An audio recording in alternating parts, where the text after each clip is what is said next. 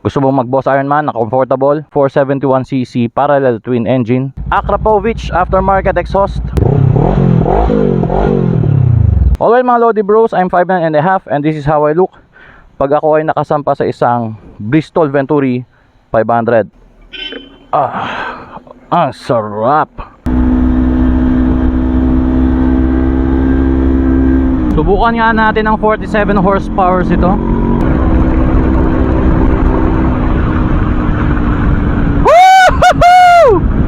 So ito na yun, the Bristol Venturi 500. Alright.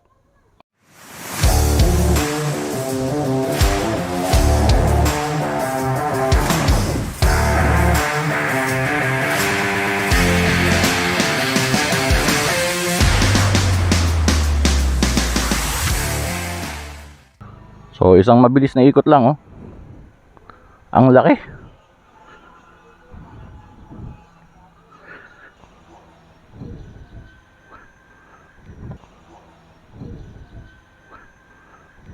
So kung titingnan mo yung pormahan mga Lodi Bros, may pagka parang V-Strom na combination ng GS1 250 ng BMW eh. Ang laki niya tingnan. So for the engine mga Lodi Bros, we have 471cc parallel twin engine, double overhead cam, fuel injected, liquid cooled, 4-stroke, 8 valves. At meron itong 47 horsepower at 8,500 RPM and 43 Newton meters of torque at 6,500 RPM. And this has a 6-speed manual transmission. And then here's the front, we have KYB inverted forks. And then sa front tire, we have 110/80/19. And wire spoke siya. Ang maganda rito, unique siya eh. Hindi siya katulad ng mga ordinary na mga spoked na yung itong dulo is nasa loob. Pero itong dulo ng spoke na to nakalabas dito sa rim.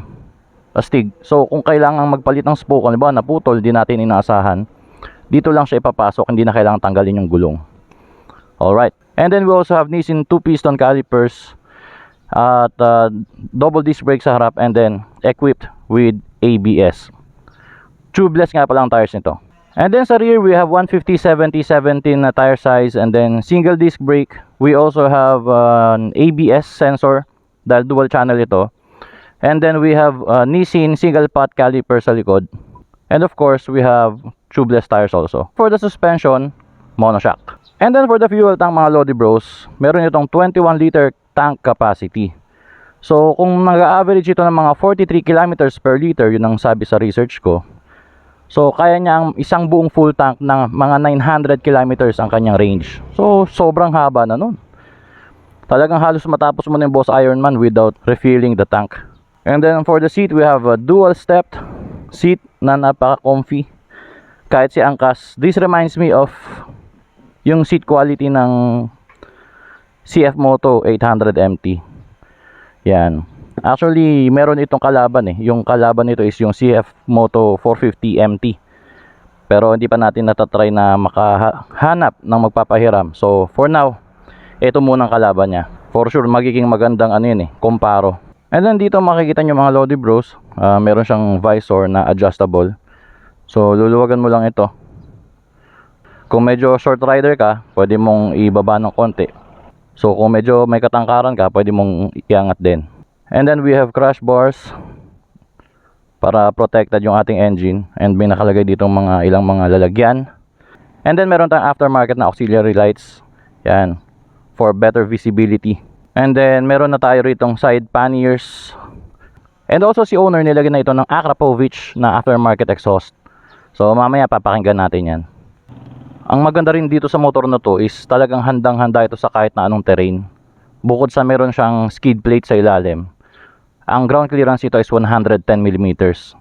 Pero ang bonus doon, mataas ang ground clearance nito, pero kahit na ang height mo siguro is mga 5'4 or 5'5, hindi ka mahirapan sakit ng motor na to dahil meron lang itong 820mm seat height. Okay, so dito naman tayo sa ating instrument panel. Yan. So dito, itong part na to is digital, pero meron siyang combination ng analog na tachometer. And then dito makikita nyo sa 10,000 RPM, magre-red line na siya. So meron lang mga ilang indicator lights dito like the check engine, and then neutral, and then dito is yung oil pressure, and the ABS indicator dito. And then dito naman sa bandang left ng digital display is yung kanyang fuel gauge. And then gear indicator dito, and then dito yung time. And then dito sa baba is yung range. So we still have 315 kilometers bago tayo maubusan. And then sa taas is the average fuel consumption. And then speedometer dito, then odometer. And then dito nakalagay yung modes, kung anong mode na yung ginagamit mo. So check natin, select. So merong safe, and then dito tayo sa sport. So syempre sport tayo, di ba? And then you can also engage and disengage the ABS. So by just pressing this select button, long press lang, siguro mga 5 seconds. So yan, naka-engage na. And then long press ulit, so disengage. So ganun lang yon. And then dito, pag pipindutin natin yung set, magbabago from odometer, magiging trip meter lang siya. So wala siyang A and B. So ganun lang. And kapag i-change mo yung time, gusto mo i-set, long press mo lang itong dalawang button na to, yung set and select. And then you can already set the time. So yun lang naman, very simple lang naman. Tsaka hindi siya masyadong komplikado tingnan. And then dito sa gilid, meron tayo ritong USB type charging port para sa mga gadgets natin. And sa kabilang side, excuse lang, yan. Sa kabilang side naman is the 12 volt socket. So ayos, di ba? Kahit wala kang dalang adapter, kung meron ka namang USB type na iba-iba, pwede kahit ano. Also mabanggit ko na rin, meron pa itong steering damper, no? Aftermarket. Para mas maganda kung high speed ka, maiwasan natin yung tank slap. And then passing light switch, high beam, low beam, meron siyang hazard. Yan. Okay. And then turn signal lights left and right. Yan, cancel. Then ito yung para sa horn. Yan, lakas din ng busina. And then dito sa right, meron tayong kill switch. Switch ng headlight natin. So meron tayong park light and then headlight. And sa baba ang ating electric starter switch. Sa mga levers naman, non-adjustable yung kanyang clutch lever. Pero I think meron ditong ring para mapahigpitan natin yung tension ng cable. Pero dito sa right, yung brake lever natin, adjustable naman siya. So yun lang naman, napakadaling i-operate ng motor na to. Aminin ko medyo may kabigatan siya, ha. Pero kapag maandar ka na, yun na, nagbabago ng lahat. And mabanggit ko na rin pala, ha, finisher ito ng Boss Ironman Challenge 2024 Luzon. Yan, si Boss Early, shoutout na rin sa may-ari, Boss Early Escobin. Alright, sound check. Akrapovic aftermarket exhaust.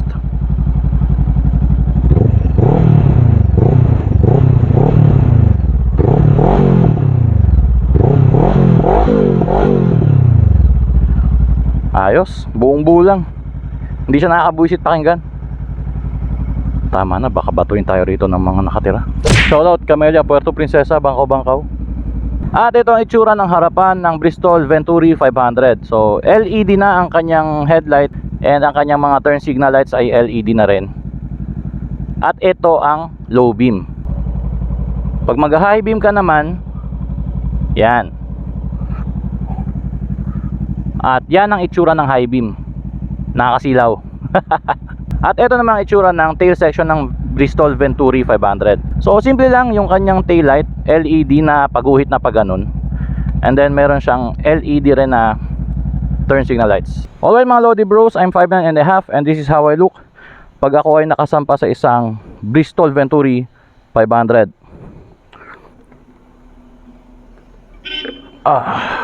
Ang sarap.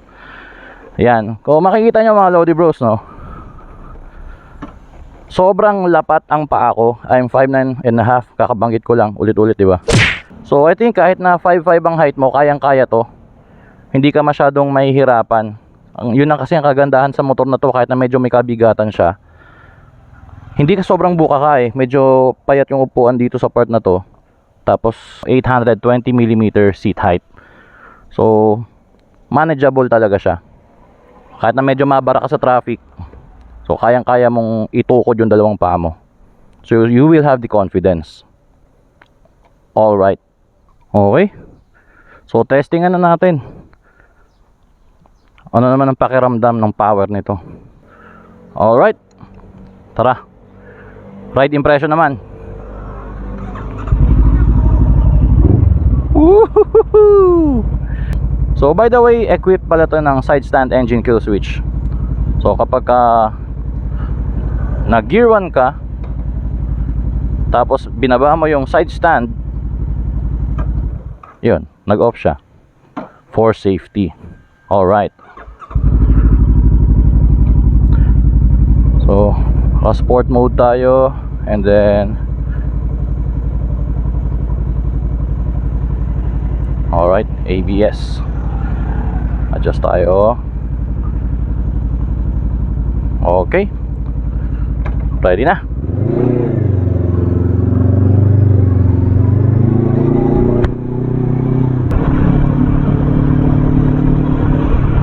Grabe, ang ganda ng suspension. Pero masasabi ko yung suspension niya, hindi siya yung sobrang lambot. Medyo nasa stiff side siya, medyo lang naman. Pero kagandaan dito kapag kasama mo si OBR, yan, syempre magiging mas maganda na yung play ng suspension. So yan, mafe-feel mo yung kanyang vibration sa may foot pegs. Yan, ramdam ko sa may foot pegs, especially sa may bandang kaliwa. Yan. Yan. More than 6,000 RPM, I think mas lalong lalakas pa yan. Pero kapag mga 4,000 RPM and below, yan, smooth naman siya. So, ang ganda sa motor na to, no, kahit na gamitin mo siya sa city, hindi siya yung katulad ng mga ibang mga malalaking motor na alam mo yun, yung kailangan lagi mong pasisigawin. Ito kahit chill lang, kaya niyang paandarin yung motor talaga. Hindi mo na kailangan mag-shift ng mag-shift. Basta nasa tamang RPM ka pa rin, kayang-kaya niya yan.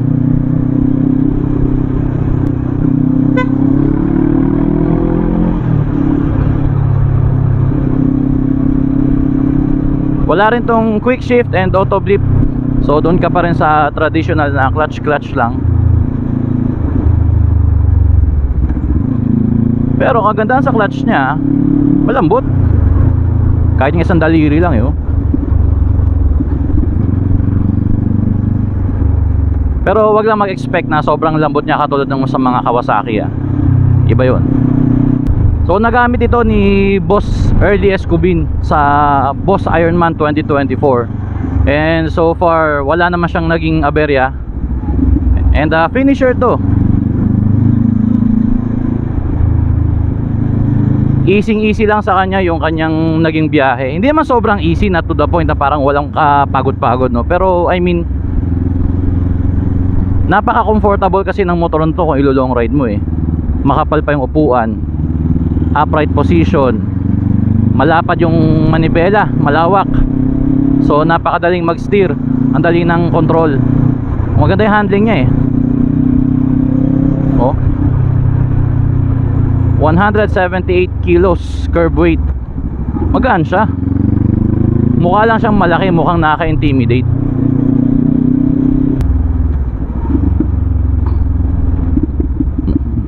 Medyo pumuputok-putok pa yung tambucho. So for now, wala ako masyadong nafe-feel na engine heat. Ang nararamdaman ko is yung kapangyarihan ng El Nino. So as you can see, napakaganda ng display. Dito lang siya banda nakalagay. So hindi mo na kailangang yumuko. Kung ang tingin mo ay diretso lang, so yuyuko ka lang ng konti, kitang-kita man yung display, lahat ng info na gusto mo makita. And then bright naman siya. Then tama lang yung lawak. So yun ang panalo rito sa motor na to. And also yung kanyang pagiging mababa yung seat height. So kahit na stop and go traffic tayo mga Lodi Bros, kayang-kaya nating i-manage yung weight ng motor. Ang isang gusto ko rin sa motor na to, kahit na wala siyang quick shifter or auto blip, ang daling hanapin ng neutral. Smooth lang yung shifting niya. So kung titingnan nyo, nasa gear 1 tayo. Angat ko lang konti, neutral na. Sa segunda ako, then bababa ko ulit, neutral ulit. So ganun lang siya kadaling i-shift. Smooth lang.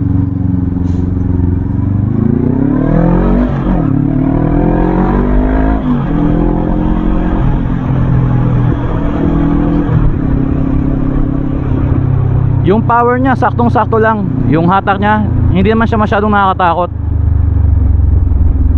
Pero of course kapag kasanay ka na. Pero kung medyo nagsisimula ka pa lang sa mga big bikes, like nanggaling ka sa mga Bergman, Click, PCX, kailangan mo i-respeto yung power nito. Baga mahirap maging sobrang kumpiyansa. Yung initial torque niya ang ganda eh. Medyo ididiin ka rin talaga.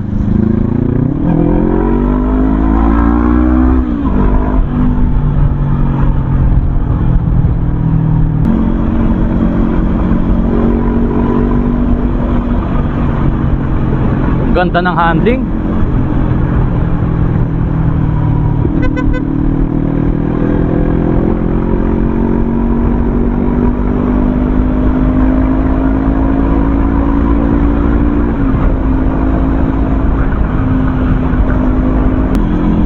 Subukan nga natin ang 47 horsepower ito.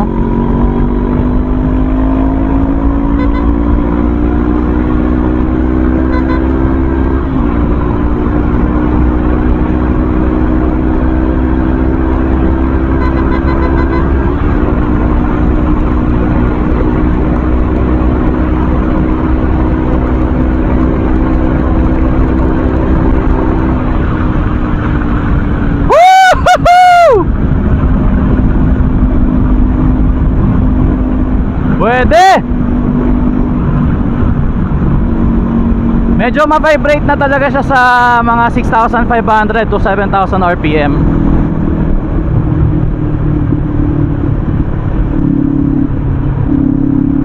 Pero ang bilis din ha. Para sa bigat niya tsaka sa displacement niyang 500cc or actually 471cc lang eh. Mabilis na siya. More than 160 kph.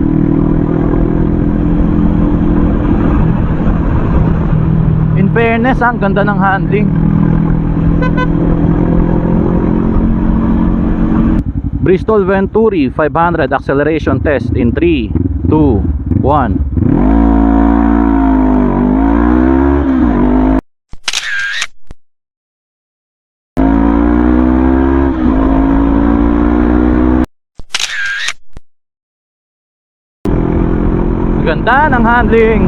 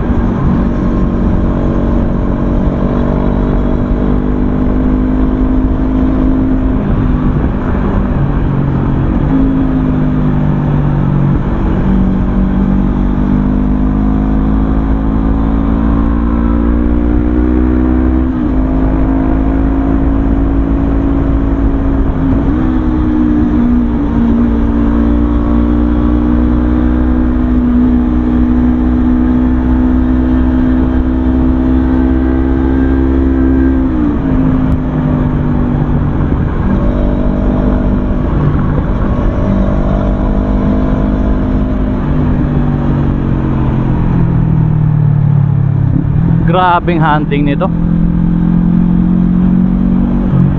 Hindi ka matatakot eh. Okay, turning radius check.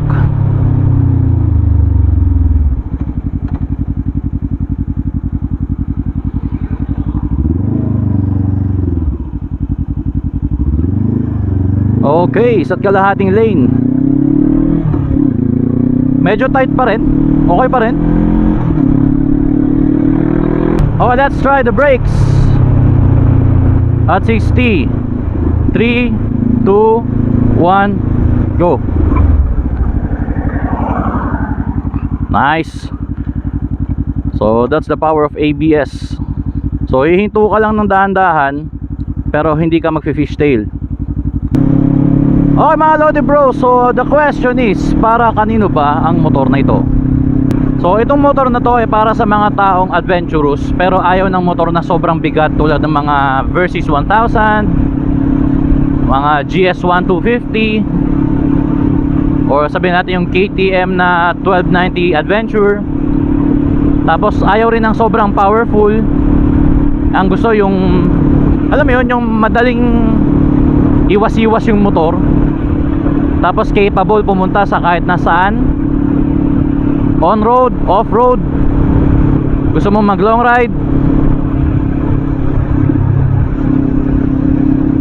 Then kung gusto mo ng motor na hindi sobrang expensive, tapos wala kang takot kahit sabihing China brand. By the way, Bristol is made in China. Ang kagandahan lang sa ginagawa ngayon ng mga Bristol na yan, ng mga CF Moto, tinatanggal nila yung kaisipan na pag sinabing China made na motor, low quality na.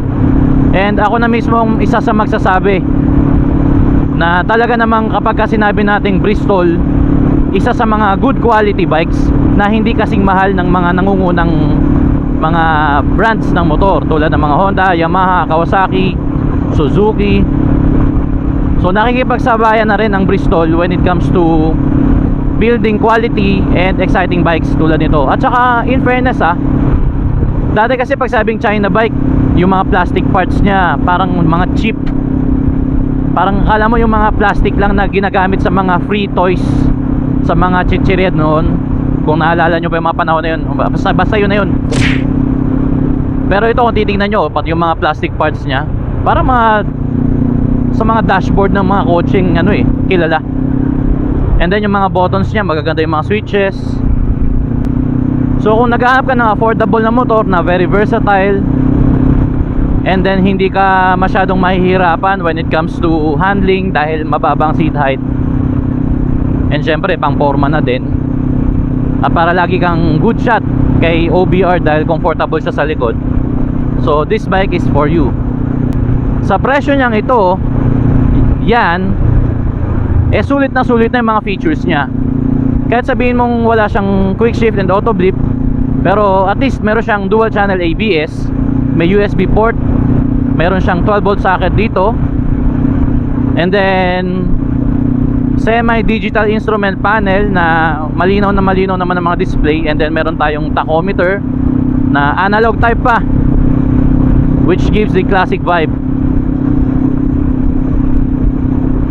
And then meron kang komportableng seat na meron 21 liter fuel tank capacity na may range na 900 kilometers sa 43 kilometers per liter na fuel consumption. Talaga namang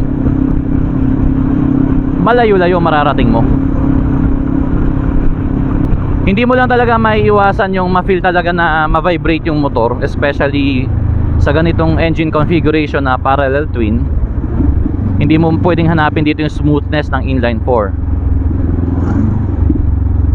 Pero kagandahan sa mga ganitong displacement, mas matipid naman di hamak kaysa sa mga inline 4 engines, kasi mas kumbaga mas meron siyang low end power, tapos medyo may konting sacrifice lang siya sa duluhan. Hindi kasi katulad sa mga inline 4,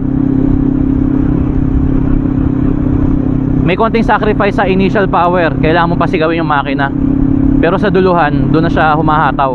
Ito baliktad. So yung engine na ganito is mas magagamit mo sa mga pang araw-araw na gawain. So before I end this vlog, maraming salamat kay Boss Earliest Gubin. Shoutout sa'yo. Sa USP, shoutout mga boss. And sa ating isa sa mga subscriber natin, si Alexis Palomar. Hello, shoutout kay Mrs.